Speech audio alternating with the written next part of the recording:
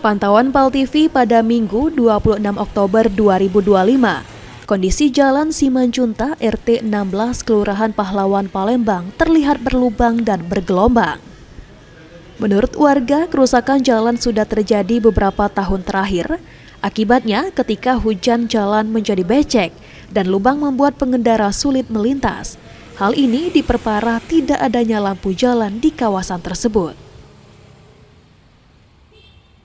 Sangat membahayakan, Kak, karena jalan ini terlalu rusak, Kak, dan juga di sini tidak ada lampu jalan, sehingga bisa menyebabkan kecelakaan, Kak, karena setiap pengendara motor itu lewat dari pinggir, Kak.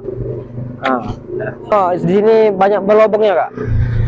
Harapan kita, Kak, semoga jalan yang berlubang ini ditindaklanjuti, Kak, diperbaiki dan juga dikasih lampu jalan, Kak, supaya terang. Terima kasih, Kak. Membahayakan bagi keselamatan pengendara karena jalan ini sudah dalam kondisi berlubang dan bisa menyebabkan kecelakaan. Jadi harapannya agar pemerintah bisa membentulkan jalan ini agar bisa jalannya kembali menjadi mulus.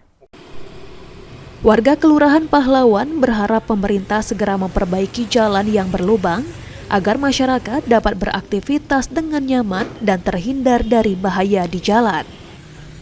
Muhammad Aidil, PAL TV.